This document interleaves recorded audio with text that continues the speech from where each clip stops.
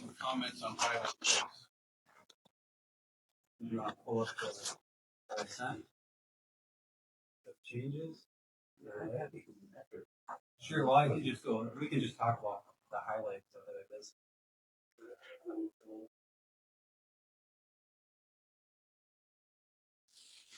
So the discipline one to me is a big deal, as you all know. It's right up there. Go to war on academics, go to war on discipline because I mean, bullying has been a thing since I was a kid, and as a kid, it's getting better. I don't know. We talked about the data and how to measure it for years, but we got to try some different things, and we got to get serious on this. Throughout campaigning, I mean, I hear about stories, which you guys hear all the time about kids being bullied, and I feel like we have to step it up and do something. And I think there are things we can do, and I know you need to take this serious as well. We just heard at the last board meeting, there's some stories.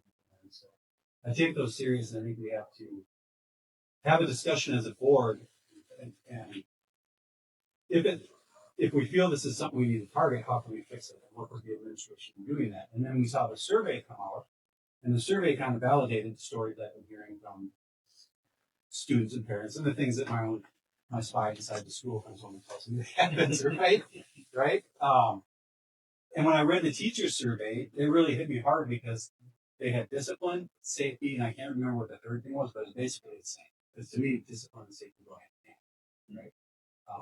There are other issues with safety, so that's why I wanted to pull this back and take a look at it.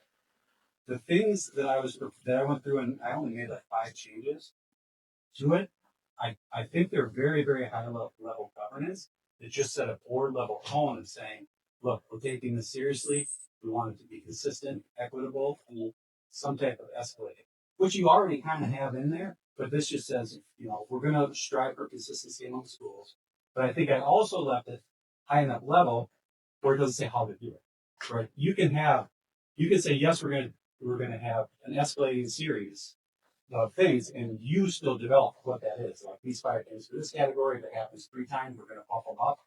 And it doesn't always have to be this, right?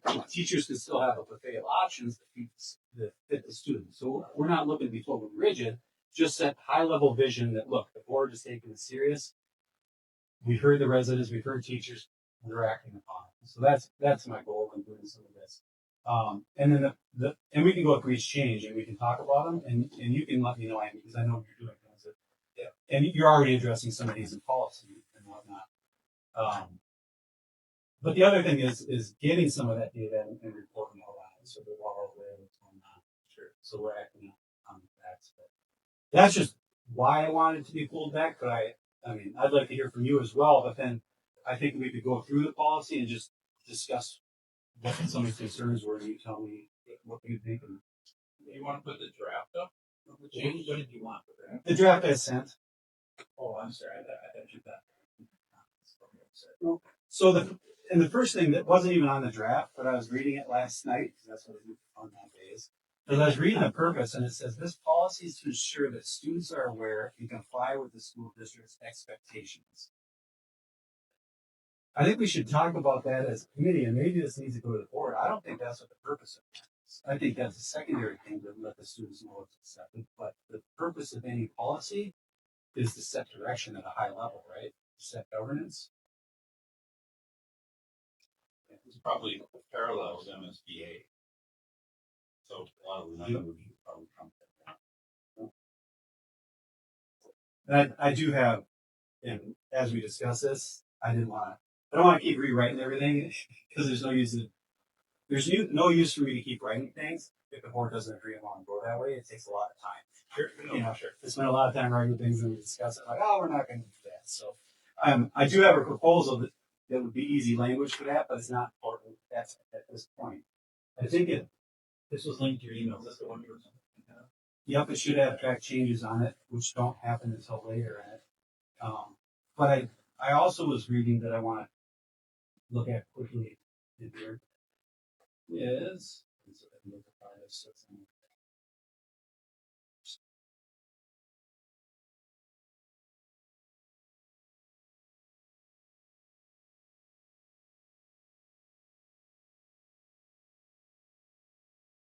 so under responsibility, it's under superintendent. And this is where I was reading, I think we do some of the city minutes. In the policy, Brian? Yep, in the actual policy. What page is that? The higher. This section 10. Right here. That's where you have your first. Where it starts to describe areas of responsibility, superintendent.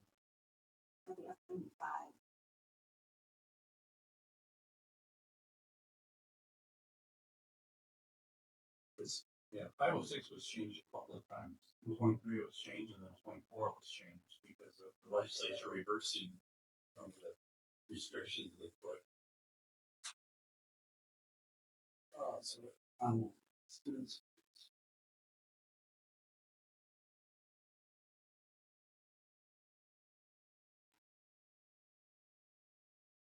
So it already talks about there about that last sentence. Guidelines or directives established to implement this policy shall be submitted to the school board for approval and shall be attached as an addendum to this policy. So that's the first thing we want to make sure we do.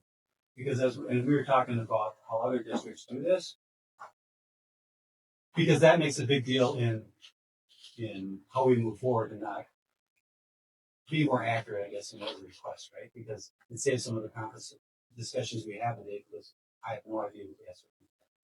And that's your job. I'm not saying it's my job to develop those, but it shows the board how the policy is being implemented, and that might clear confusion in the future. So I think we should at least attach those to the policy so what we know what they are. And the same thing goes with the principles. It says principal authority. Well, that changed, so that's not like that anymore, because now we have the no stone bolts and the so this was pulled from our website. So to support their schools and bring the framework of this policy.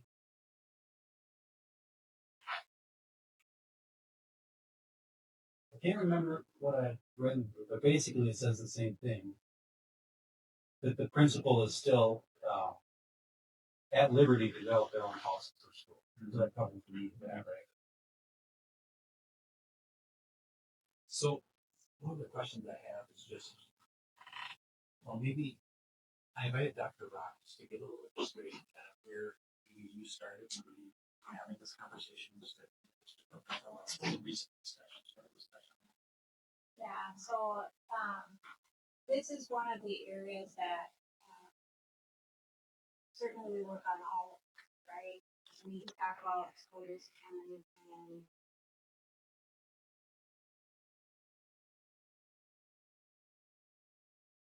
as a whole group. As part of the implementation with this policy, but also other pieces of our school policy to ensure that we're implementing accurately and as possible. Because there are situations where we need to this policy and we want to ensure that we're implementing this. When I started in the district, one of the first things I recognized was that we weren't to the reporting information and the system. That was one of the first things we looked at, changed that we were on different ways that we were reporting data. We wanted to make sure that we were reporting that the same way and using the same system of keeping track of incidents in our system. And now we do that, and then we look at that regularly to look for patterns and then talk about that. We don't have case scenarios and then we notify the whole talk through that. Like here's a scenario, how would you handle that? How would you intervention? How would you problem solve and what intervention can we do? Because that's how we help our insurers grow and develop, right? Make sure that we're implementing the policies effectively so we can support students. I think one of the things that as Chair Anderson noted is this policy has changed because there's been legislative action that has happened. So not only do we implement the policy, but we also have to train our administrators and our staff on the changes that happen with the legislation. So there have been a number of changes that have happened in recent years that we have been required to train not only our staff, administrators, but also our teaching staff, so that they know what you can do and you can't do. And sometimes people may agree or disagree, those changes, but we still have to implement that, right? So some of the examples I could give on that would be we need to implement non-exclusionary disciplinary practices before we suspend students. So we're required to try non-exclusionary discipline before we can suspend students, and we're required to know what those are in the suspension, right? We can't suspend students up at a religious belief. So we're required to implement that. There are other pieces of legislation that we're required to implement that are that involve this topic, right? And so it's our responsibility, one of my responsibilities, this is working more to ensure that our people know how. But also to make our teachers aware, because sometimes when policies change, if we don't help teachers understand, they are not always. So it's quite a long process in terms of helping. Yeah, you've done worked really hard at being consistently fair, fairly consistent across the district, right? The things that have to be done, which is right, kids give a simple consequence, or it's addressed in a simple fashion, because that was not the case sometimes. I think, and I think folks do a nice job of reaching out to the lead situations to call and ask the guidance. Say, here's the situation, let's talk about it, right? Because sometimes there are unique situations that happen that they haven't experienced before, you know, and we get involved, sometimes get involved, and we go through and because it's not always with that. Rarely with that. And we train on unique situations too. We just help students respond to stuff, administrators respond to situations around let's say racial harassment. How do you respond to a situation where racial harassment is happening, good things to happen? What does that look like if a student is using racial language and things to do that? How do you escalate the consequences that that's happening? We provide specific things to our administrators what that can look like. So they know how to code them. We've had, so this is kind of a long way to kind of come back to the policy. We have to be, again, consistently fair, fairly consistent. We had kids bring this to school. And when we unpacked the situation, like one in particular, we had a student that was actually using them to cut herself, but didn't threaten. Right? The knife was discovered in a roundabout way. It was noticed, but it wasn't. So as we unpack that situation, we go, this kid needs help. But we kick him out of school. What help are they? Yeah. So as I get into this, it's like, how do we draft a policy? You guys gave us a flexibility, fairly consistent. Yet people feel good about how we're addressing it. Because, you know, if we put a zero tolerance on knife, that girl's gone, she's the school district, we know what's going on. We need to address the situation. Right? So like, how do we do this well? Because there are people out there that will say, one bullying issue is too many. We agree with that in principle. But the reality is, to your point, and going on since the beginning, how do we have people feel good about it, but also like not just get rid of it, but actually the suspension is for when you suspend a kid from school, the school environment gets it from the kid. But usually the kid still comes back bitter from what happened.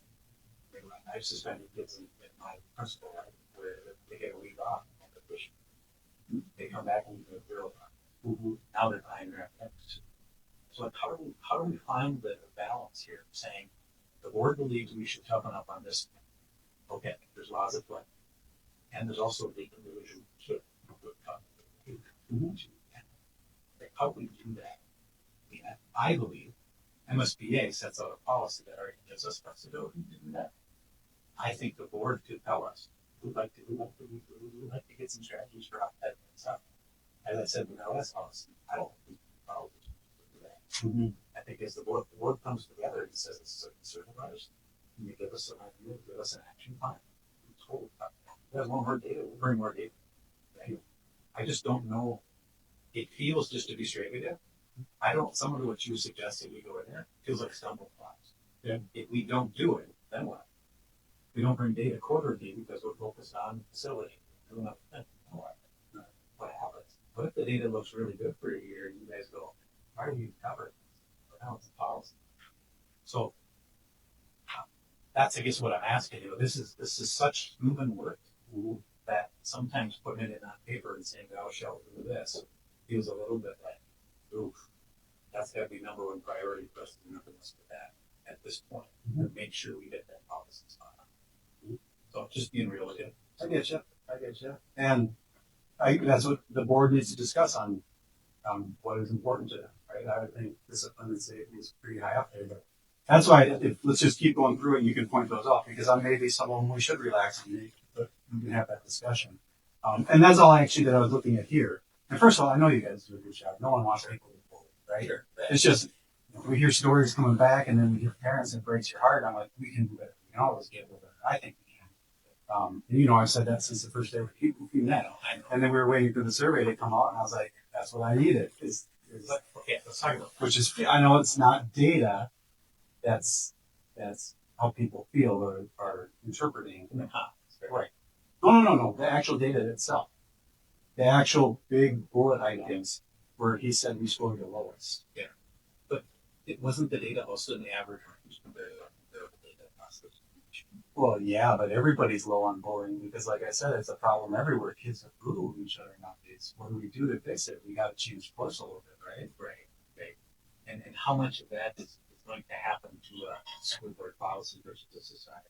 Well, that's what we should talk about today because, like, one of the things I heard that I've told you from my personal experience and from knowing what's going on that way and from talking to parents and teachers, and now the survey came back and said the same thing, is parents aren't engaged early enough, right?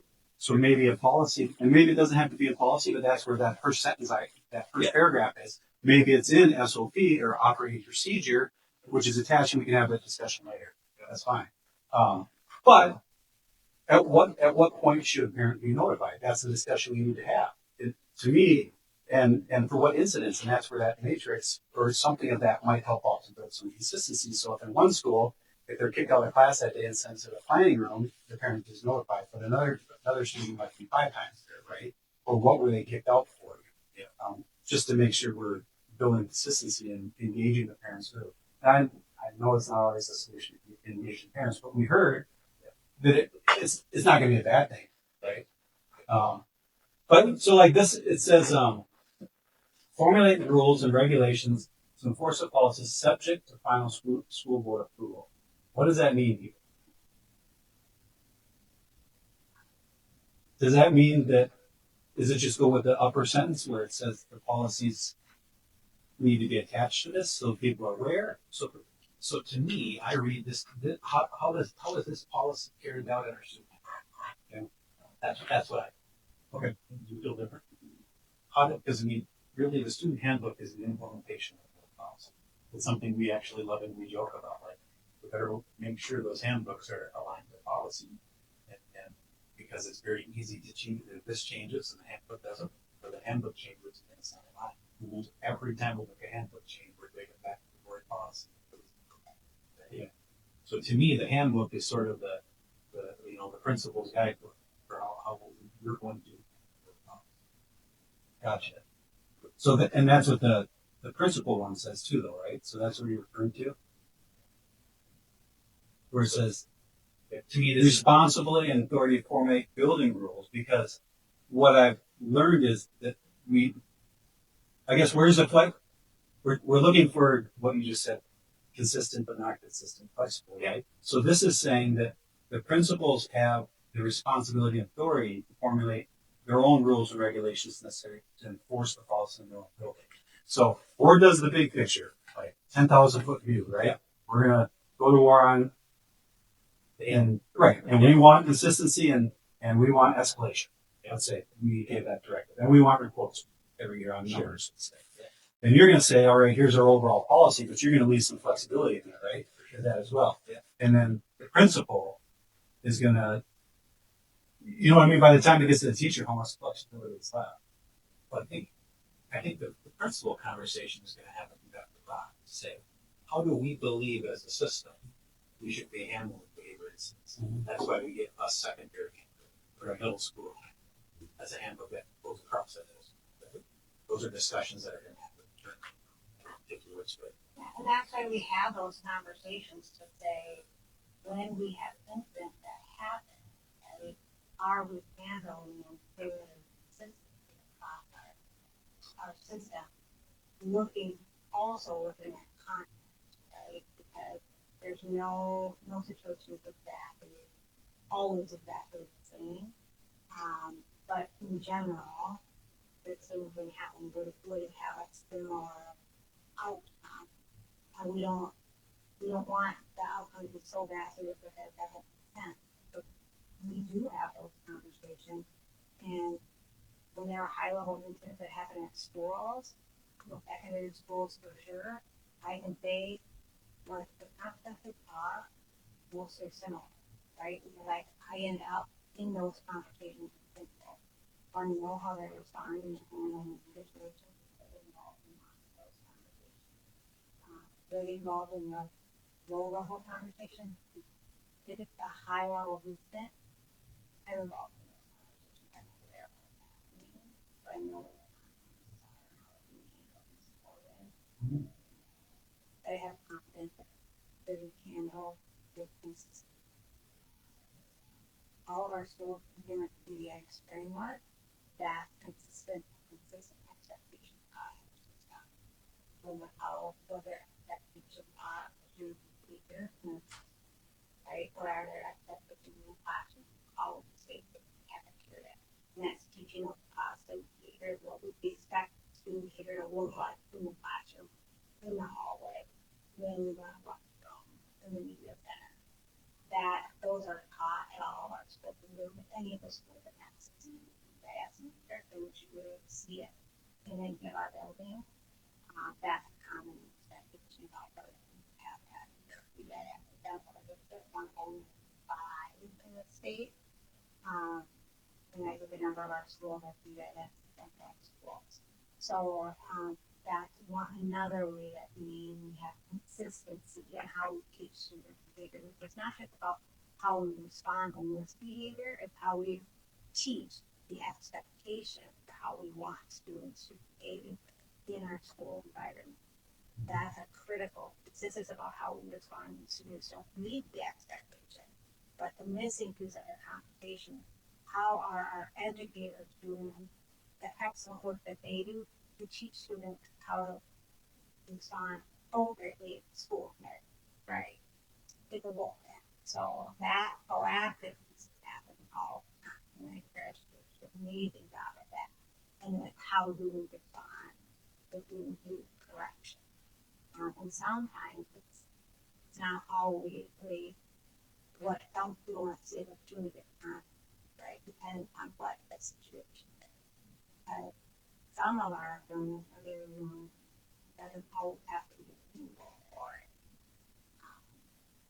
what someone can see at suspension.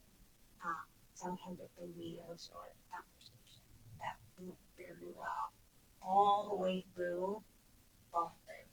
Sometimes the older students and ask that, like, let me help them understand how that didn't feel, right? How those things work together and create a better school together. You comment briefly on the matrix, because you've done a little bit of matrix. Yeah, so sometimes school systems have a behavior matrix that says, if you do this, your first offense, here's a consequence, second offense, here's a consequence, third offense, so on and so on, right? That lists very clearly, do this, here's a consequence. The challenge in those situations can be take the context out of the situation. We'll give you an example.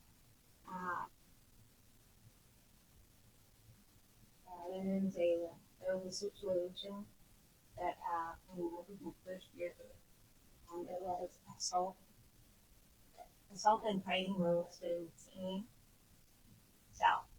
First offense was 3 days suspension.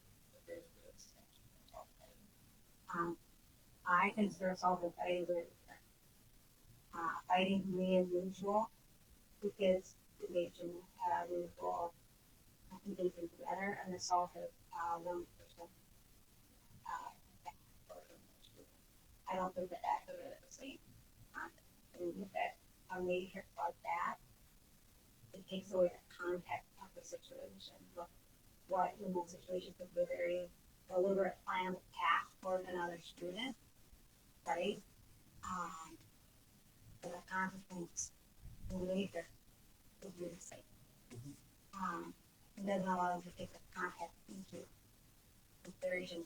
Also doesn't allow them to take other uses of context into consideration. Is the impact, was the impact on the advance? What's the fight plan in advance? All the different things you need to support that. Right? But there's a whole ton of context that comes into some of these situations that a matrix doesn't always allow you to put them into account. Right. But you can build flexibility in a matrix. You can have 4 options. You can have, escalating, because there's 30 options. I mean, there's a whole bunch of options, right? So you can kind of package those. These are 5, because I think we could agree an assault or a fight doesn't deserve a triple time, right? So that wouldn't be in there, but it might, call the parent.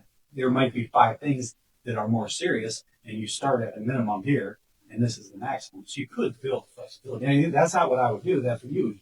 Yeah. Right? Yeah. So I would say we're already. Right. Do we need it on paper? Right. And that's why I got us off track. I just want to go through this, understand what you're doing. So this wasn't even changes. I just was reading it to see if we're, 1, doing it, and 2, how we're doing it. That was one reason we brought it up. I think it doesn't get down until we. So maybe not. Yeah. That's it. I actually didn't have too many. It probably seems you have it. I think there were only 5. And I made some notes in here because there are things in the MSBA policy that we didn't include in our policy. But yeah, so section 10 was disciplinary actions, and now we're talking to you. I think I understand where we are. But all this is saying is that the board's expectation at the high level would be that we use a progressive discipline framework. So the other concern I have, and maybe there's other ways to address this and we can talk about it, but there are those lesser problems, right? Let's say a child is just talking about or whatever in class. So they're removed from the classroom and sent to a time room. But if they do this every day, they're a distraction every day, right? So at some point, the corrective behavior isn't working. So that should escalate, right? To whatever's the next step. I would think. If that works or not. But so that's what we're talking about here is all we're saying is that there should be some type of system where things are addressed consistently, and more violent behavior or serious behavior starts out more serious. But the fact that these lesser behaviors, as they continue, could equal up to the same distraction. They might not ever get that suspension, but what you're doing is so. Just feedback from you on that. It's almost like a definition of progressive. It almost already says it. It's just stating it in stronger words. I feel like you guys are getting off just Too much. I just feel like you guys were to tell us in the planning room conversation. We'd like you to have a conversation over the planning room, how the planning room is. We're all over it. Okay. We probably have pockets where it's going better than others. We probably have pockets where it's not used as well. We probably have student incidents where the special education student is going to one off another, which is another vein of student discipline. Right? I feel like we're trying to solve student discipline. Just to be really clear, by putting words in a policy, we could put all this stuff in there, and I'm not sure it's going to change student discipline until we have those conversations. I was going to say What actually happens in the classroom with kids, right? Absolutely. And so, again, if the board were to discuss this policy and say we see some concerns, provide direction and say, go look at this and bring us an action plan. Think about it. Right? But I would ask in return that if we bring back and we go, we don't believe the planning is a concern. There's pockets that we're going to address. I would hope that the board would say both things. But we bring data or we bring the conversation, right? Because I just, you can't you know, this is like administrative licensure. You have to have a license to do much of this stuff, right? So you're hiring people with those licenses and that expertise that do that. Right? It feels a little bit like we're questioning whether their judgment is good. And I just being real with you, that's how it feels, right? Student discipline in schools has been going on since the beginning. And I have yet to suspend a kid, and they thought it was just a regular practice. So I'm not surprised the data is the way it is, right? That could be in the average range. I thought was bad, but I'm not feel a lot of districts that are a lot more big concerns. In fact, Aaron, he told us in our administrative conversation, he said, your day is amazing, especially for how you do our student discipline. So it depends on probably the scope you're done, do it all, to look at it, do it potentially. So I don't know. I'm talking too much, but No, I want to hear your opinion. It's valuable. And so it says the general policy of the school to utilize progressive discipline to the extent reasonable. So all I was doing is that was squishy us from me up. But you're right. And I was going to say that anyways. None of this matters if people aren't educated on what it is and the trained people aren't enforcing it. Maybe that's where we work on it. I'm not saying they are or they aren't. yeah, but yeah, like that language is fine. Mm-hmm.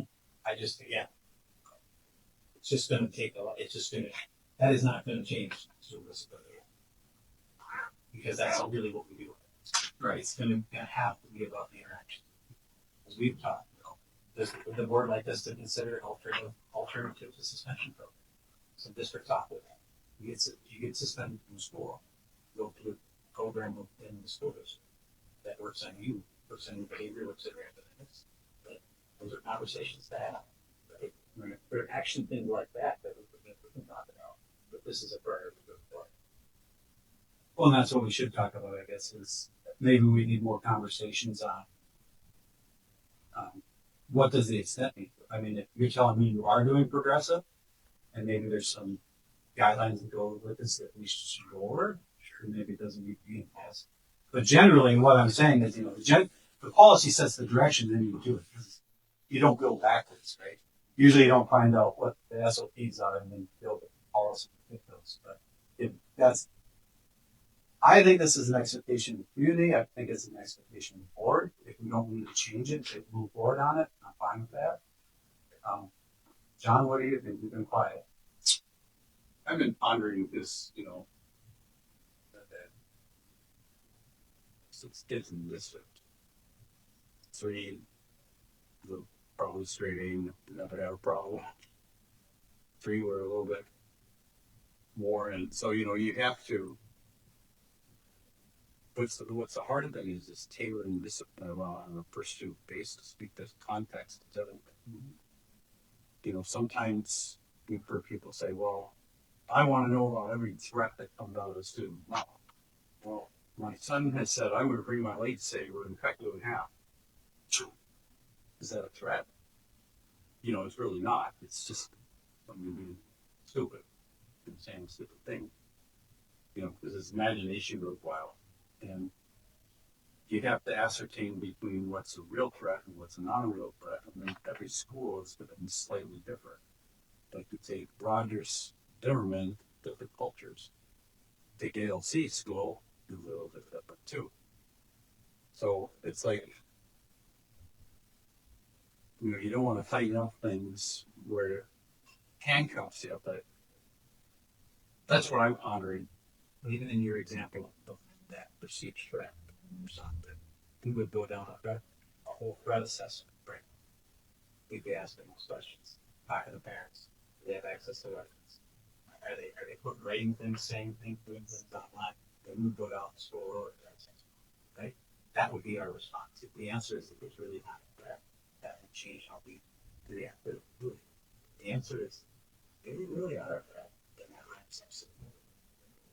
Including SROs, including safety. So I mean, in that particular example, that immediately somebody said that. An example of how we train people is all of our administrators last week and this week have had a refresh on that protocol, even though they've all already been trained on that. This week we've gone through that again and then done scenarios with that. So looking at in the worst respect scenario, how would you handle that? Taking vulnerability, because that does happen. We'll say things and then you have to respond, or you start taking protocol. Do they want and then the comfortable room and then you felt in the session. So they don't just give an individual one time. You then three times that needs to like do what they do in hospital. I'll be sure that they have victim that thing that we have them doing It seems like there's redundancy where it says is to utilize progressive discipline, the district shall use it progressive discipline. Yeah, you could just take your sentence out.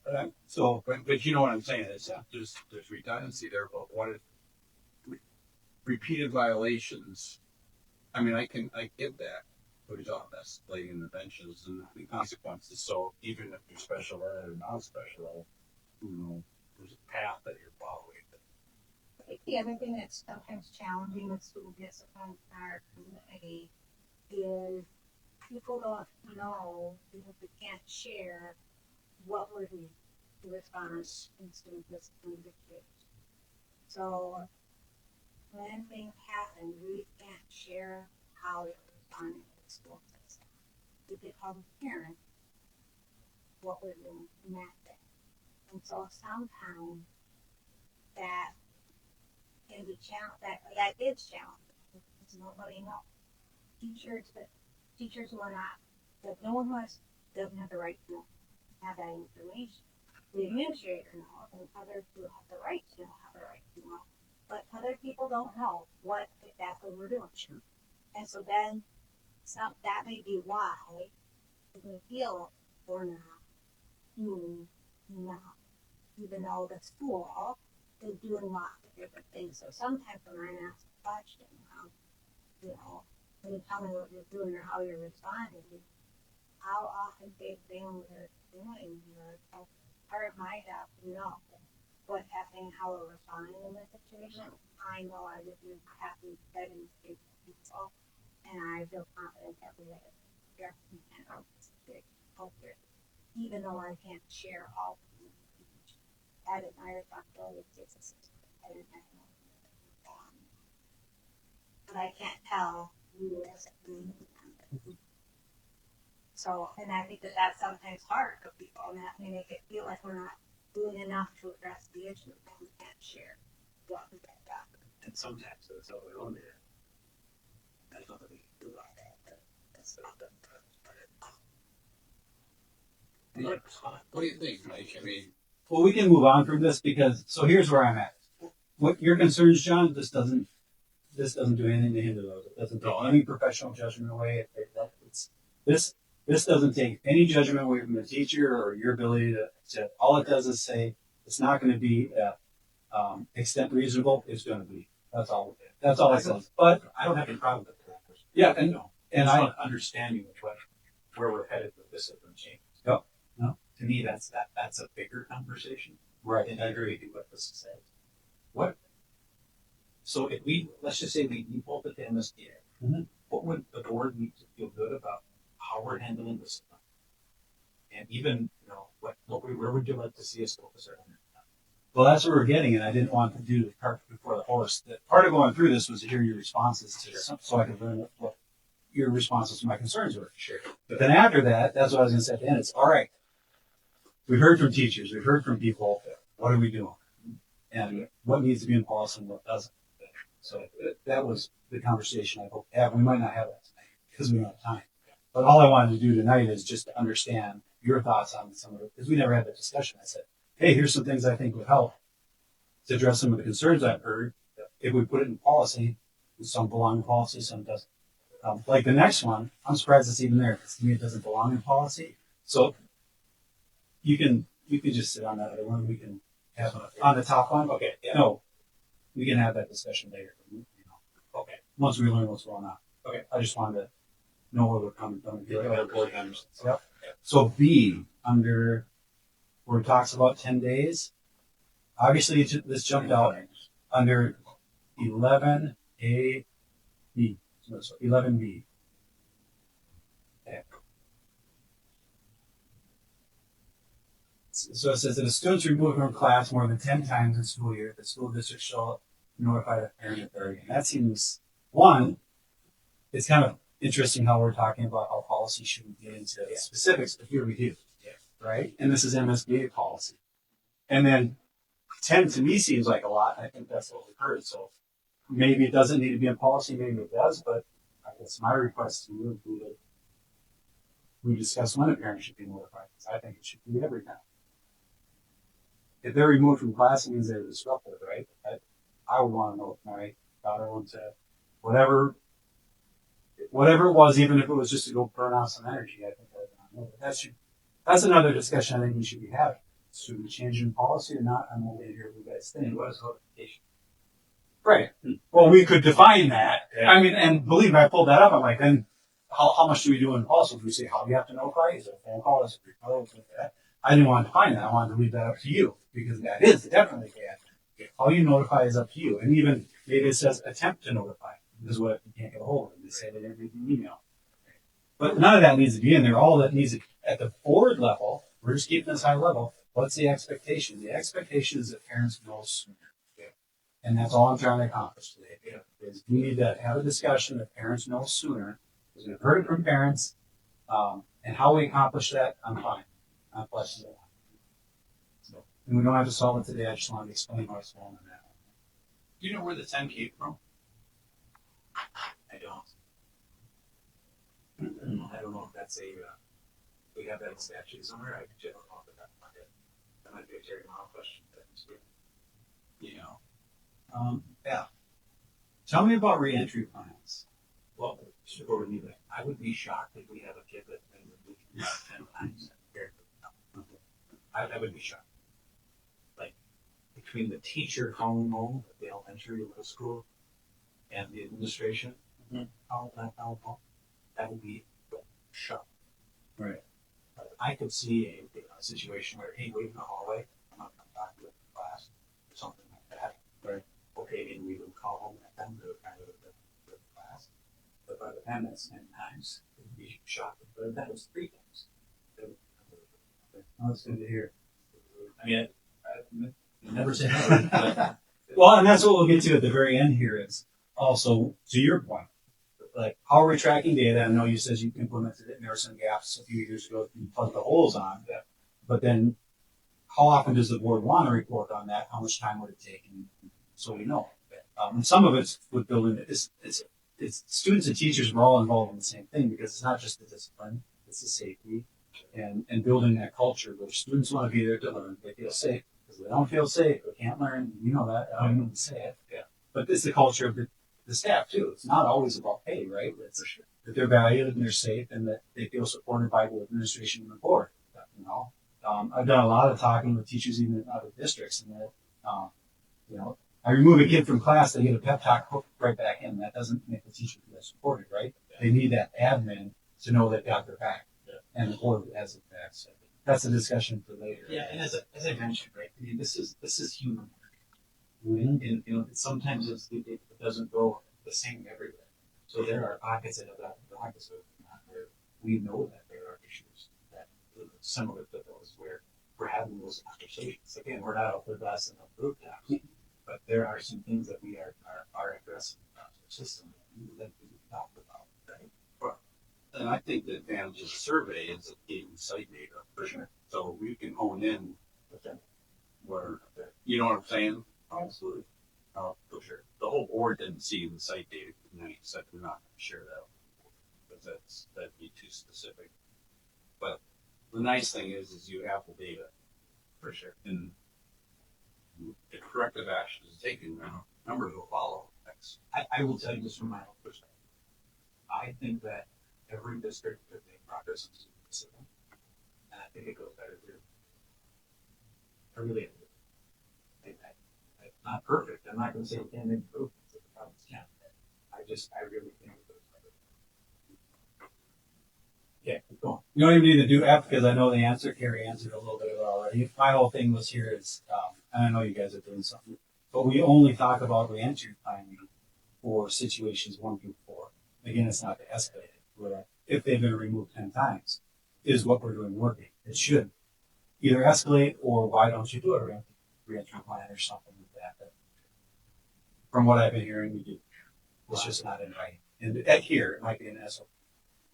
The next one I wanted goes with the same with the 10. That G there, parents or guardians shall be notified the same school day. This kind of goes back to the same thing. It seems pretty serious to me to engage parents in supporting and correcting misconduct, right? So this goes back to, because let me remind you, gotta read it legally. This is in the removal section, right? Removal of student from class. So this section is saying the statute, conditions of reentry may include scheduling. Right, so this is just setting an expectation of a time of when a child is removed, that they're notified. So it goes along with the other one. You have that conversation. And because you're asking a question, that's feedback you got. My kid was removed, but I didn't really. No, I'm just asking. Okay, I wasn't sure. Well, yes, it is, but not in the severe removal. So not a suspension, but absolutely for removal from class for the day or for the hour. Yes, I know that parents, but I don't know any parent who's been suspended. So Okay. Anyways, I think we're almost done. I think the last one is the data. All this is just NSBA stuff. I was just pointing out that this is what's in NSBA policy, but this is in ours. Our policies, so we don't need to discuss that today. I think there's just the one that you were commenting on, Andy, about notification. Which I think actually might be one of the most important ones. It's way down in section 15.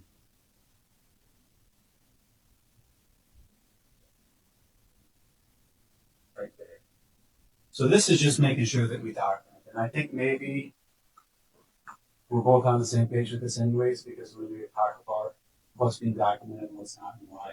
But it's just making sure that, and maybe it's not possible, you tell me, but to me, an incident occurs, there's a procedure, we have to, like you said, it's only as good as what's being implemented. We can write whatever we want now, but how do we know it's being implemented? You're going to review it. Yeah. So I'm assuming you do, but so then when you report out, every incident is followed through to a closure, right? Or followed through to some procedure, and not just left hanging. Was the parent contacted? Were they not? What happened?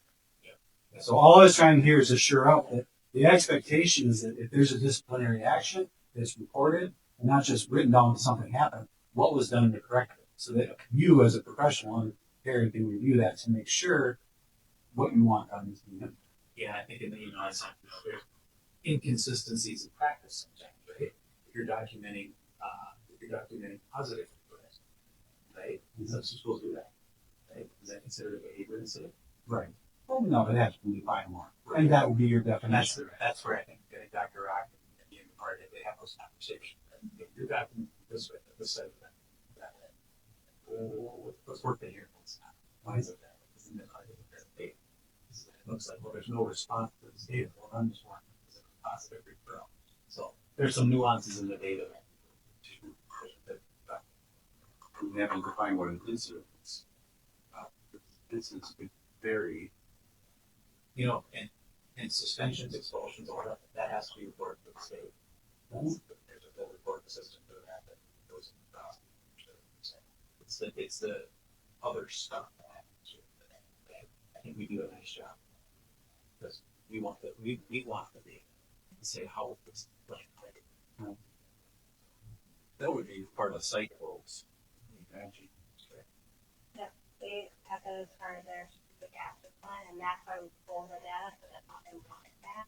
But we can move it, like I talked about earlier, we move it to say, are we moving some things? Because when you look at it, when you go through, when an incident happens at a school, it's complex in terms of how it gets transferred into our system. So it's not as easy as like writing it down on a simple paper and saying these students are minutes and match. Because the way it gets reported, there's a code that gets attached to it. Because when we report to the state, like Andy shared, we have to report suspensions and exposure to the state. And you have to report what incident was tied to. Was it an assault? Was it a chemical violation? Was it related to something related to a student with a protected class issue? Was it related to, was it, you have to pick any of those things. So you have to fix it, you have to create an incident, and you have to pick what the violation was. Well, and even call it a bullying incident. I might call it physical aggression. And that's when I say that I work with principals to say, if we would call it something different, I don't want that. I want us to look at the situation to move both of the same thing. So that's why I do so much training with the principals to say, how would we determine, is it bullying or is it physical aggression? What would be the factors that would make it a bullying incident versus physical aggression? How would we make that determination, right? Mhm. And then the way you code who is the victim versus who is the offender, you have to code that in a very specific way so that the victim is a textual student, but not in a way that is viewable, right? That it's private, that's not you will need to know. So it's a complex way to enter the fact that going into like an Excel form with all the data. It's and it can be full of that in multiple ways. So we do training on the all of those do that with additional only all the time. So here's where I think we're at, and then I'll let you comment on it, John. So first of all, thanks for taking the time to go through this. I know that was a long policy discussion, but this is one of the more important ones I think. So I appreciate that. And the reason is because now I think you have a good feeling what I've been hearing, where I'm coming from, what my goals are, and I think I have an idea, better idea of what you guys do. Obviously not near as what could be, but I think you're going forward. So where I think we might not be on the same page, I'm going to choose my words carefully here, though, because I think we do a good job. But I absolutely, from what I hear, know we can do better, right? So what I want to work together and hear from you about is how do we stop some of the incidences like what we heard at the last board meeting. Is zero a likelihood? No, but I think I've heard too many stories. I mean, we're door knocking over the summer. The feedback we get on the surveys is important.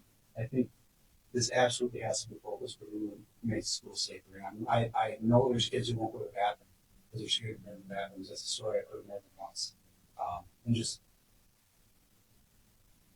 we need to take this seriously and do better. So I'm asking you what you would need from the board, what your ideas are. You're the professional. How can we really, really attack this? Restrooms in our district, in every district, are the last one. Now, I'm going to go out on a limb and I'm going to say this. We need single-use protection.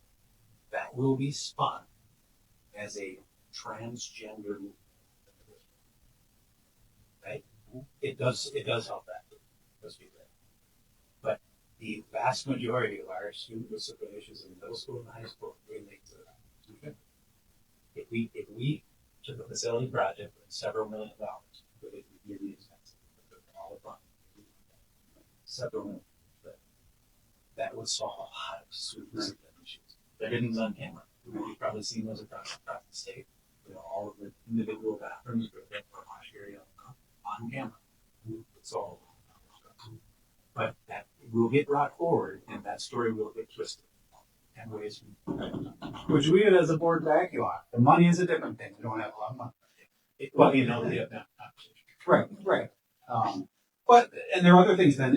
And I just use bathrooms as an example. I didn't want to go there. I hate whatabouts. What about this? What about this? My thing was wherever it happens. I don't like hearing all the stories from the parents and the kids that they don't feel safe at school, especially not the teachers. So I want to focus on that.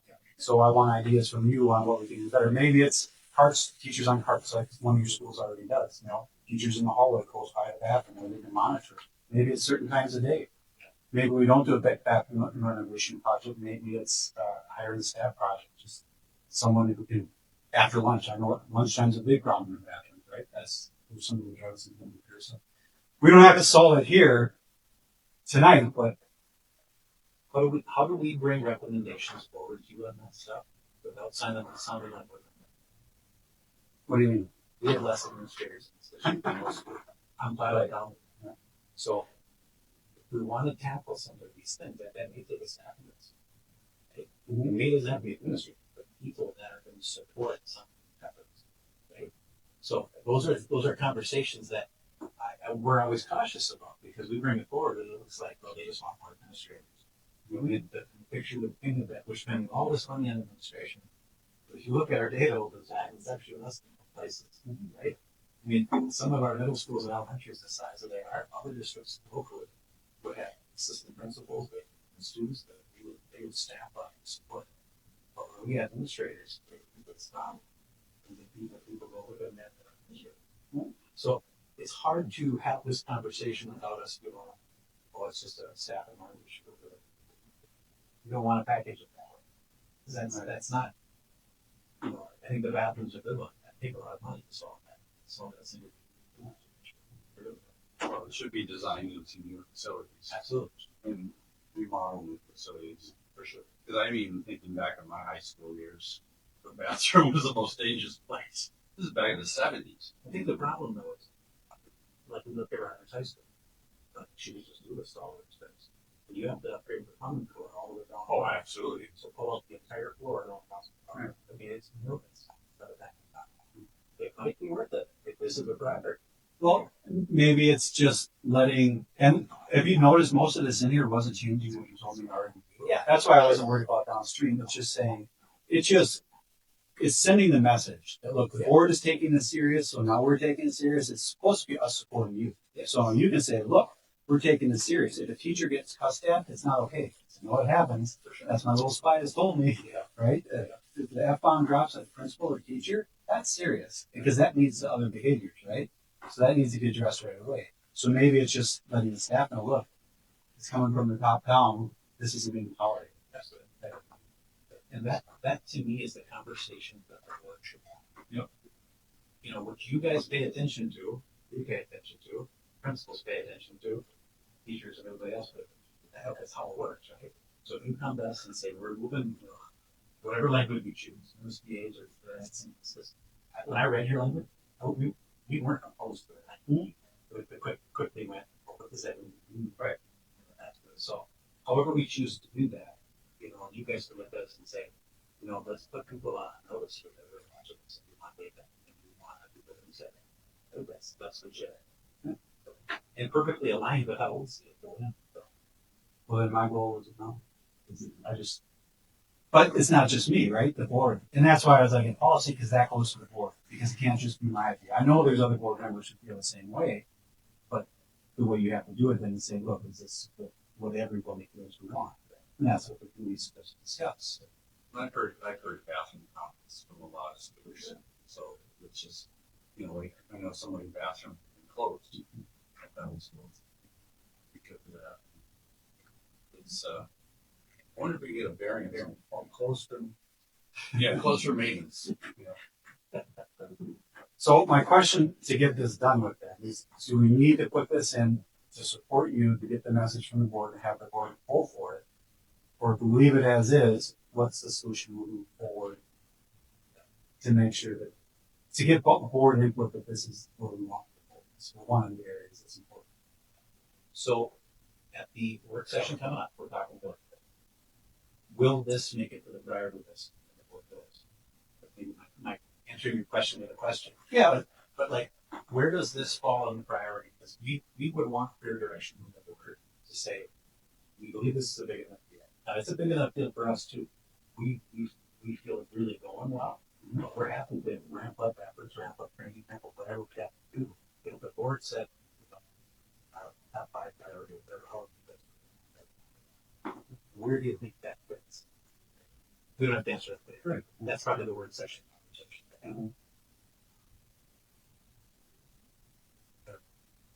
It'd be good to defend this with the changes too, just to see how they will flow down. You have to bounce those changes off of other staff members. Probably some of the other staff. Well, how would you feel about bringing this forward with the MSBA version. And if there's some tweaks, some of these sentences you want to make. And then having that conversation as part of our goal.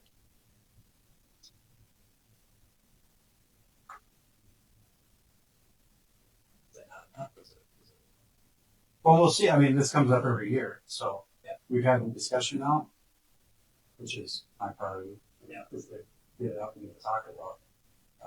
What I definitely would like to see, because the data that we did see was old, so let's see if what we're doing is a decrease in incidents. But again, you have to know it would be, even the data one is good. And discipline data is hard, I'll tell you. Because middle school numbers will go like this. Oh, yeah. And middle schoolers, get their minds about it, we'll get them to come back and pen their left. Discipline number drop, right? So, and the kid won't be the same, right, as kids come and go, right? It's human work. That's why discipline data is hard. You should see trends over time, right? For sure. And targets, I think that's a little push. We're happy.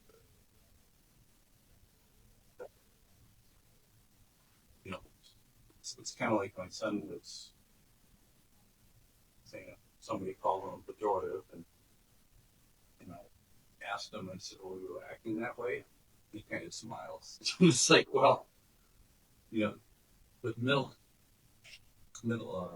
high school, middle school students, they do a lot of weird things during that age, and it's like part of it is learning how to grow up. And middle school can be miserable. Probably know because of me.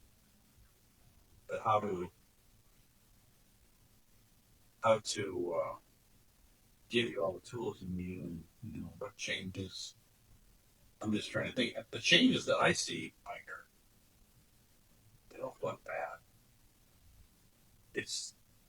I think they're doing a lot of changes already. So I need to know what you're thinking, John, because I'd rather put something in policy and push it forward. Mhm. But I'm the one who pulled this back. Mhm. So I've kind of been the only voice doing that. So if the other board members in policy committee, I'm not going to force them to take it as is. So we've had the discussion. Mhm. If you want to sit on it, I'd rather go to the table with the changes because it shows we're doing something and taking action, sends a message. Yep. If we don't think it's necessary and we agree to work on it, and the other policy committee members want to take it that way, then that's fine. Then we work on it. It comes up next year. I'd like to see the data though at the end of this year and next year, and make sure we're moving in the right direction. So what's the actionable? If we bring this to the board with the changes. What's your thoughts? Right now on implementation, because I don't see any major changes. No, I don't either, except it's just every year you're comparing the new MSBA with the specific one. So year to year, you're going to have the same conversation. And we'll still let that happen. So if the language you have is really important, I'd say bring it forward. If you think that it's not that different, then I'd say leave it, bring MSBA model policy forward, because year to year you're going to model policy forward. Maybe it might make sense. But every year you're going to be examining the changes. Right. In the rep history, we have to note that these changes deviate from the MSBA model. Right. It's just, I think it's more clarifying than it is. There's no radical change here. But what if we came forward with an MSBA policy? We got a conversation about the policy from the talked about bringing more data forward. It's going to be reviewed every single year. So the first step is what data do you want? Mm-hmm. Do you want the same data that was sent with that example? Do you want it different than that? Again, if this is going to be a priority for the board, it came off the goal. Right. Because it's the dashboard. That I discussed before is like if we could have a metric, a site-wide metric. I don't need site data. That's your deal. Maybe district level. The sort of district level data. But what data specifically? You have that. You showed us some of the metrics that we keep. Yeah. We'll we'll have to hone in on what's the most important. Well, some of the data answers the question to just have to be, like you said. Yeah. Is it really 10? Is it 3? Is it when our parents can buy? So we can answer those questions. So we're not guessing.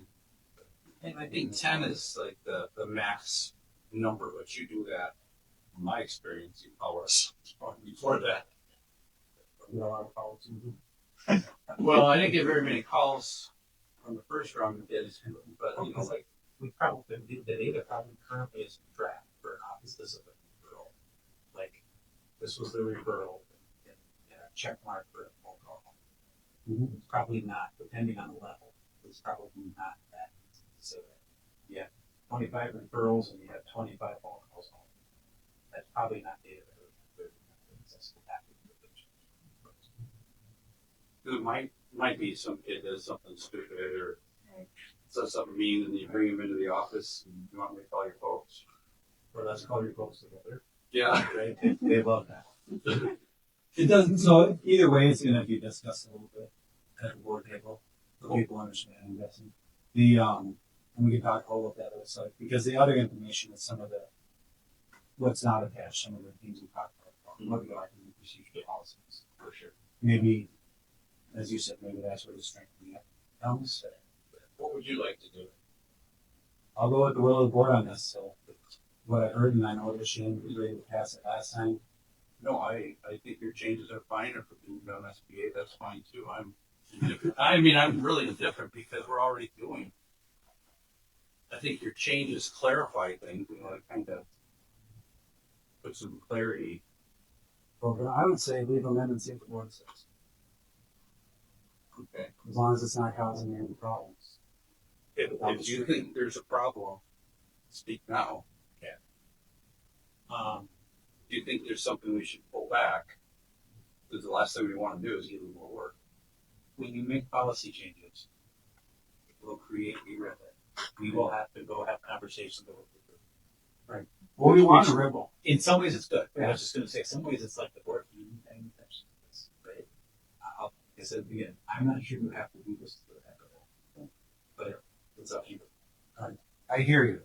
Since I trust you, let's leave it as is, MSBA, for this year. We'll see how it goes, get us some of that other information, create a ripple, because I want to create a ripple. That was my whole goal. Yeah. So, and we'll readdress this. I appreciate it. You okay with that? Yeah, we have their changes, so we can bring them up anytime. So 2 months from now, 6 months from now, 4 months from now, For most, a year from yeah, a year from now, it'll And happen. that's what I said. Should we do the easy one for? Thanks, Andy, for taking the time. Thank you. So the one that's linked in the agenda will be the one Netflix got for.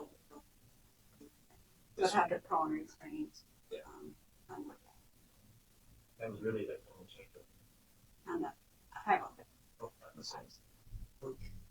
Just let me just finish up, just to make it really clear. Yes. We'll have the, what's Sorry. listed in there, will be for This is the one that will. Yeah. Yeah. Yeah, each section has the Yeah. new legal requirements.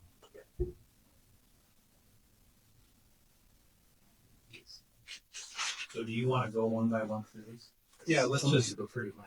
Yes, I only have a couple of comments, questions. So we want to start on 603 first. That's spotty. And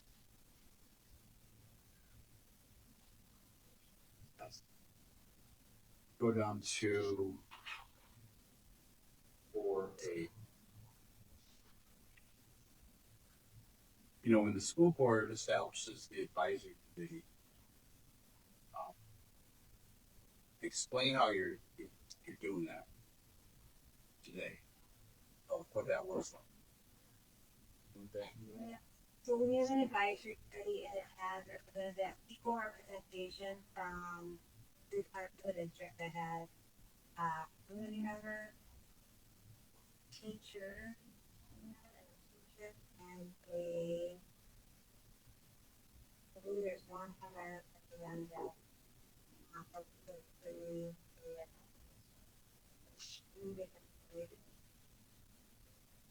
Why don't we everyone here, we'll be commissioner one staff member and one child. I can't remember what it was.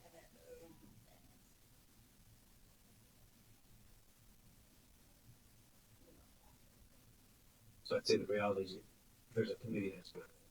Right? And then, That what you're looking for? and then the way that, Yeah. that the, committee is, the director, how it works to the committee, each year, this is the member, yeah, do, yeah, maybe. So, but, all,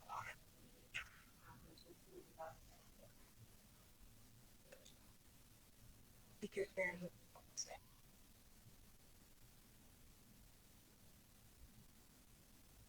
And then you go down to number E, the district advisory committee must recommend to the school board.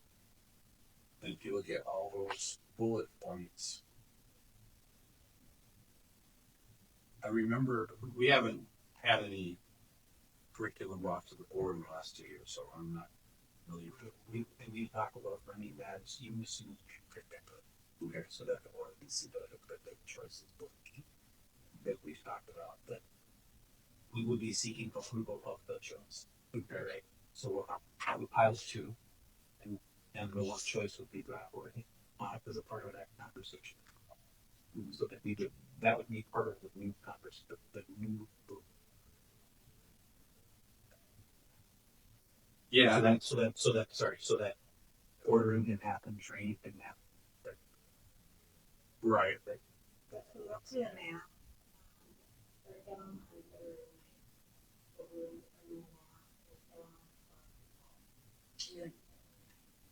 No, I thought somebody from one of the teachers in the elementary was saying, yeah. Yeah, they're gonna start piloting. They're actually next week. The high school district will be training on their first curriculum they're implementing, and then other thing, elementary roles. School. The elementary teachers got little bit. Is that's anecdotal. I mean, it's only one data point from me, Yeah. but I just see Yeah. somebody's and one of the things that I'm jumping over to policy 604, but there's, how do parents have a view in the curriculum, to review it? Because Yeah. So this year, what we have done previously is we have to send out an email through parents, and we ask if anyone is interested in the curriculum, that's the filing, and they get to sign up. Again, I want to do the curriculum, and then send out a link to a week to do the curriculum slides and feedback.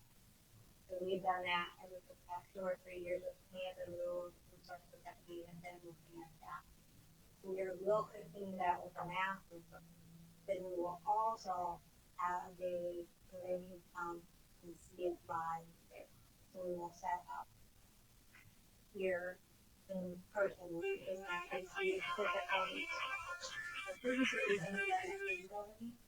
are all going to try to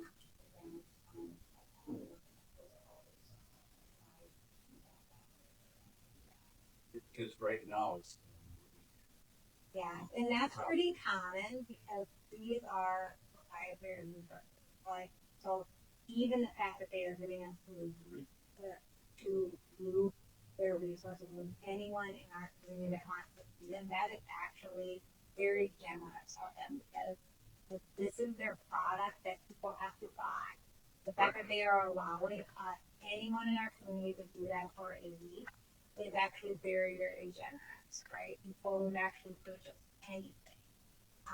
And very common for any publisher to not give long than that. So we are always very gracious that the best staff of the time. I understand that people may have longer than that, but they understand right? And that this is their material. And we will have it open one night for them to get it. Yeah, will the board have full access to the curriculum before we vote on it? So, and if you would be able to see it in that same venue, right? and then I'll go up and see it, and then be able to see it on that.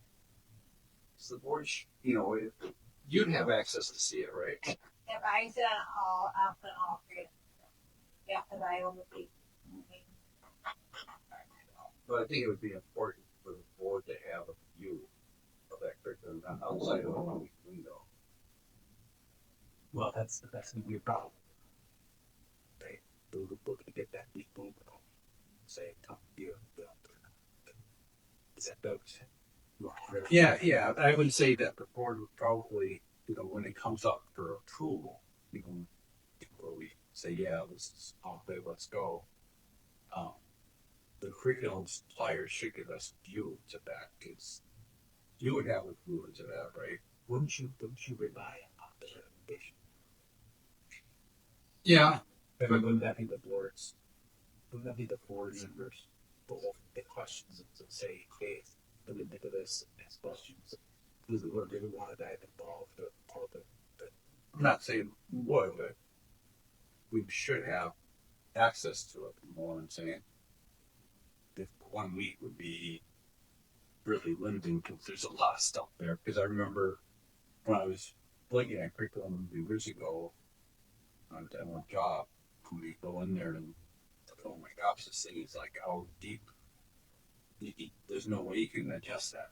It's just by people do it. Right, I get that. Right. I mean, that would be my push to you, is to say, no. You've got on this committee to look at. You also have us in charge. But is there another layer that depends on stuff that right? Well, would the district advisory committee have full access to curriculum, or just for the one? So the district advisor, we've seen it crystal, over crystal on that, but then again, we'll not and look at it again. They've already physically seen the curriculum on all of the resources. They'll see it again. Right? I think the other piece too is we have highly skilled educators who are even the district. So Sure. we have all of our elementary, middle, high school teachers, and these being to they're involved with the resources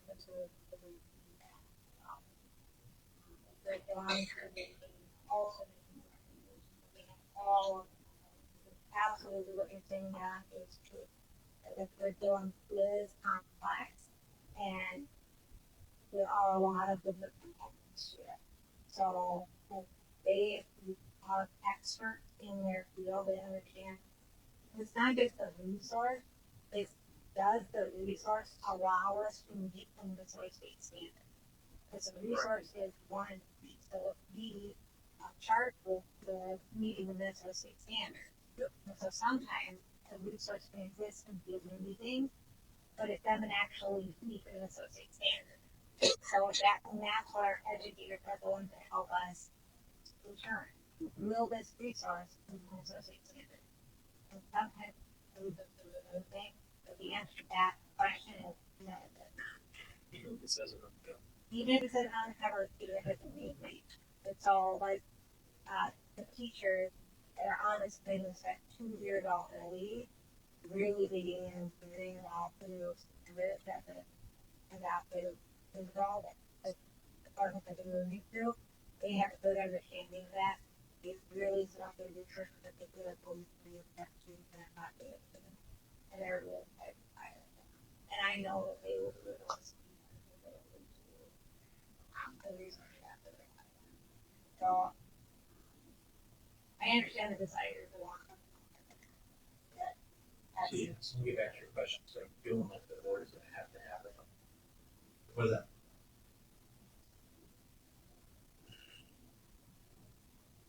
I was just thinking,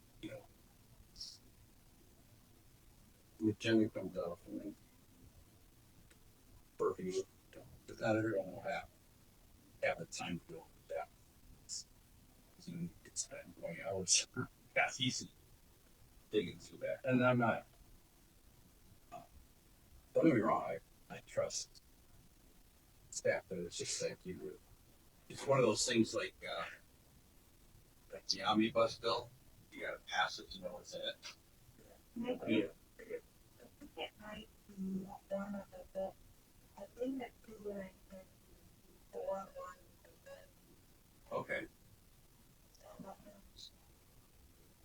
Well, we never worked that out. So there's a lot of little things in these.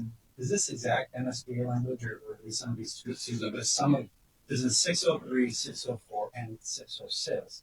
It delegates some of the board's authority to the administration. So what we did, and this is the balance, and we never figured out how we're going to implement it, right? Before in 606. But because this one says like that the policy authorizes the site team to advise the board and the advisor committee about developing and the budget. You know, like things like that are confusing, so we gotta whip it out because where I think we're getting stuck is, to me, I'm not gonna move all this stuff. You know, when it comes out of the week, I'm not looking. So here's state statute says that the board is responsible. So whatever's in there, it falls on us, right? But you're the experts. That would you say. So how do we blend? The board needs to give the approval at the end and keeping the board informed about what they're approving, right? So we know what it is we're approving. Makes sense. I think putting Monica on, making her an official part of that, so there's always a board member who will be part of it. To me, it's because we don't want to come in at the end, because you know how getting information at the end is, because it's too late, right? If we have concerns or questions, yes. If Monica's giving, just like we have Minnesota High School League, we have all these reports we're getting, right? That position should report to the board, so you can answer questions early on. Hey, we're piloting two, right? Here's where what we talked about. Here's the big picture. Here's what the curriculum is talking about. Here's what we like about this one. Here's what we don't like about that one. At that time would be the time to report everybody and any concerns they have. So you don't head down the road with one find out they have concerns. So to be over here for now, Mhm. would it be easier for the board to give us a list of what we don't want to see? Because like, are we gonna go down this path of like, here's the state standard, here's how the curriculum matches the standard, here's how we bunch these standards together, so that this lesson and that. Like, to me, that's not your role as a board. No. But is there something underlying here you're looking for in curriculum? Nope, and that's not what I was saying at all. I was just saying, how do we keep the board informed of what's going on? Which is an overview. I don't. So, but you know why? We've chosen these curriculums. We believe that these curriculums, based on the experts in the room, meet the state standards. So we're bringing this one forward. That would, to me, that's enough. Or is that not? Because the team that you have in place has studied curriculum in depth and bringing forward the one they think best meets the state. And what I will say, Michael, that we don't actually talk about either curriculum or both pilots have done. And if we spend time talking about the first curriculum before we pilot the second one, it can kind of jade the second. So we actually go through the full pilot process before we let the group talk about either curriculum or both in the committee. If we want each pilot to have full fair shot. Really. So I guess that's my question, right? Is what you're passing in policy, not what you're looking to establish a committee. When we get to January and reorganization, we want to establish that the board appointed curriculum advisory person to do that, right? With the expectation that that's just coming back to the same. So, yes. Yeah, I see your point. Is I don't need board members to spend 40 hours.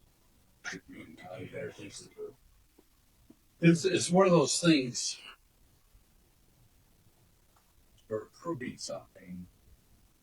You just want to make sure. It's like the omnibus bill. You know, it's like if I want to go look at a particular thing, I can't. That makes sense. But personally, I'm not worried about it. But it, so just More structured. Yeah, not to belabor this, but we were to unpack on that, the board might see math is taught differently. That's what we all school. So if the board had heard her, would you hold up the map? I'm saying that. Yeah, I know.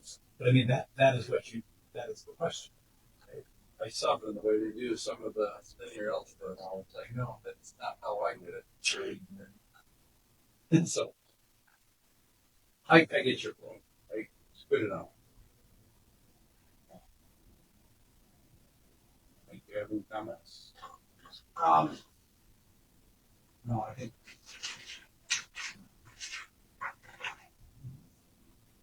think the policy's fine for the most part. We've already discussed how to keep it all the time. The only thing that was just strengthening the evidence that said, what they're advising.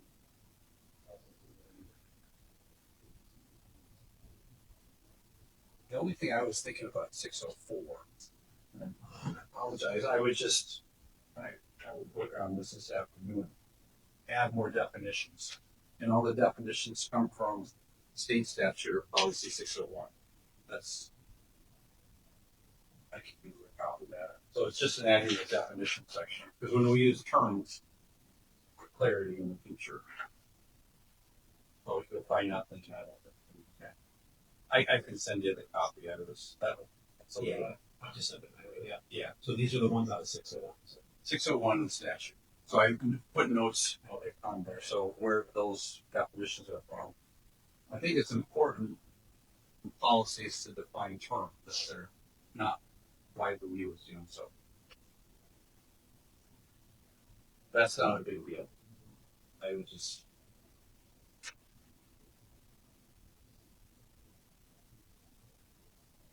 I don't have record helps. I didn't think we would. No, it was just reiterating what's already in policy. Right.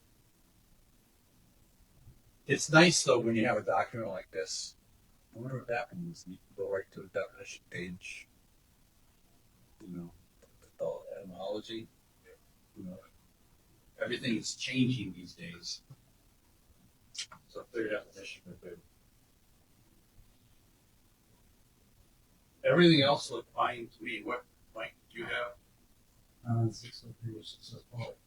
To me, it's got to come later on because both policies are bad on what it is. So we just need to look that out.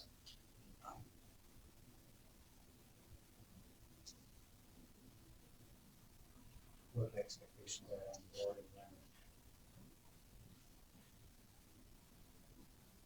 and I think having monitored the both sheets. Yeah, because I think it says in 603 to ensure active community participation in all phases of time including instruction, curriculum, effective statements, so Monica is involved in that and she provides on. So I think we're good. So it's like F. I didn't rewrite anything but in 2F. The policy delegates all authority to the superintendent. 604, that's what John just said. So 604, 2F. It's the same as both. They're both. All one is saying is it's getting developed. The other one's saying it's getting implemented. So in both of them, it says the same thing. And in my mind, the only clarification is, which we've already solved, but does it or does it not policy? Because we don't say, nowhere in this policy does it say what the board's is. And I didn't write it, I didn't solve it because again, I didn't know if there's a need to, and I wasn't going to take the time to do it. So my question to you is, nowhere in either of these policies does it define what the board is in this policy. Is that something we're just going to work out? That, like we just talked about, Monica has now been to the opportunity and should report to the board, and we know that we have to prove that it can. But this says doesn't say what, and we've had that conversation before. What's a significant change? Is it one page in the math book? Is it a whole curriculum? Is it? To me, no. The answer is no. We don't do that. It would be big changes in the curriculum. To me, it's what's required in the statutes. We make sure we fulfill that responsibility, and we never define. So, I don't know. We do it or not. So to make sure I've got it, so that the board's role in instructional curriculum and curriculum development, you don't think board work language about the boards is in that process. Right. Well, what do you think it was in the process? Well, this is where it's hard, because the board oversees the entire district. Right. You could change that. You change it the next day, the next day, the next day. You could, Right. right? You know, that's the thing. The board oversees this all. Right? So, I mean, that's the thing about being on the board. You're setting your own policy, but it's really more about how does this trickle down? What time do you give us? Right. So the board's role is going to be governance, set policy, and that's how you want it, right? That he doesn't want to do that. Clear that. I'm sure Gary's probably spent hundreds of hours on curriculum. Right. Because what the statute says it will approve the curriculum. So to my mind, is that's already done by the time it's implemented. Right? So there's no need. Do the policies have to match, or is it okay just to say it's already been done and this is just implementation? Because it should be implementation, right? Which means it's already passed the code. So why is it even relegated? Now it is on, right? You're supposed to implement it. So. Well, I think, yeah, it's probably written this way because most boards don't get that far. Yeah. We don't get that far involved in their choice. So they're saying we hired the superintendent to give us the but I know that's passion of yours too, to have the board govern and practice. So is that change? No, I didn't have strong feelings with it, so I was happy with the way that last one. It's just consistency among policies. Right. No, I think so are they consistent enough? I think so. Yeah, when I read it, I didn't. 603 to 604 would be ready to go with. Yep. Do you want to send out to the community those definitions just so that we have this? Yeah. The plan to bring that, we would want this out then. But that's what I heard. That would. Yeah. And John's definitions and then flow. Yeah, I didn't go over them all, but Yeah, I think it's just fine. And then the board will have a chance to look at it. Okay. Are you okay with the definitions? I am. I'm fine.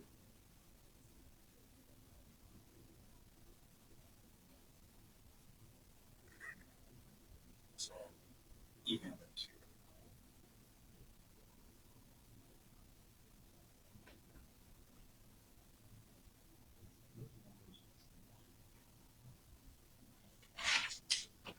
Did you have any other policy, John?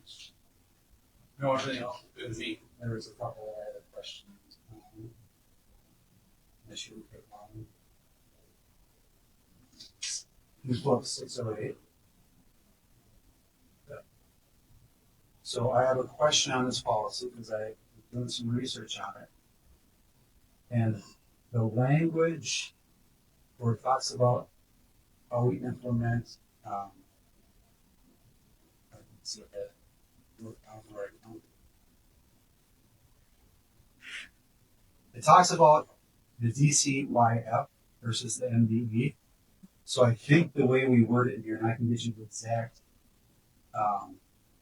language later, but I don't think we're accurate because when that new Department of Children, Youth, and Families came over, they didn't, to what I understand, there's not a clear cut at age level. So in our policy, we say DCYF is going to be birth to 2, and then MDE for 3 plus.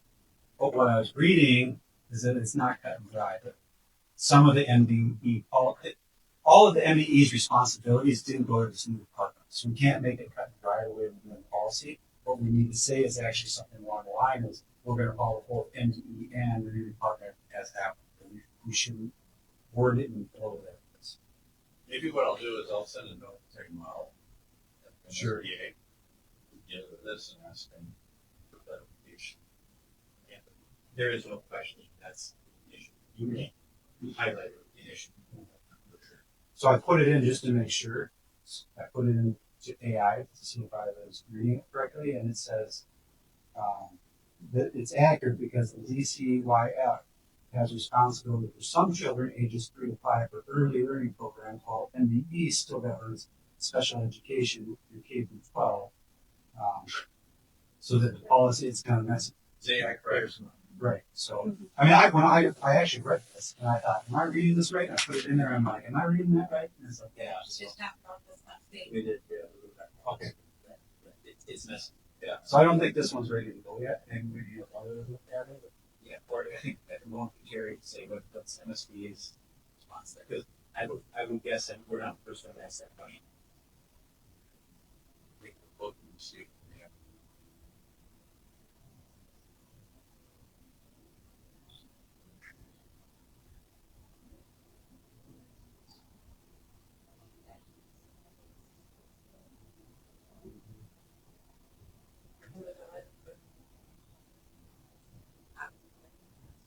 Oh, the only other question I had was on the alternative discipline one. And it's the same with what we've been talking about. That's also 608. 605, the alternative educational services. So how do you report out on this? Because, and I don't know if it's in there. I thought I had it in there on B5. What is it? Is there?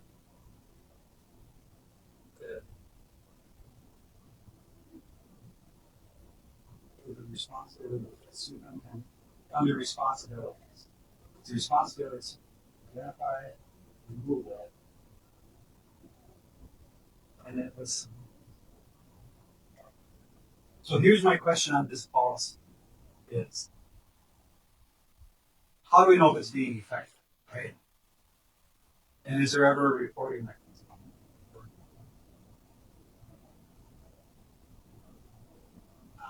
They probably dig the pen, dig that out.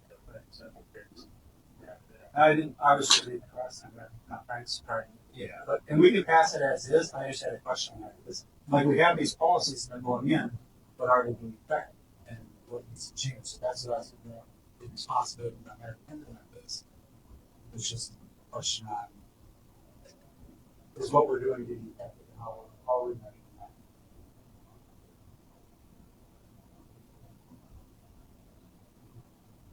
You got enough going on this weekend next week, so again, I think this one's ready to go. It's just a question on myself for when we're not so busy. Jerry hasn't updated. But no, and all the other policies that have. Jerry hasn't updated. Well, I just pulled it up on the tower site. I'll send him the text. So 605.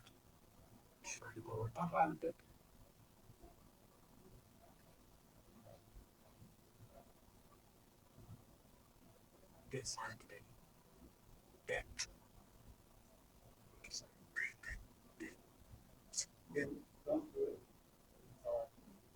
Okay, I appreciate that. Or is over that side of the Sure. I think it's function does this. Yeah. The others we should here with that. Everything else is good. So wait on it. One second, Jerry.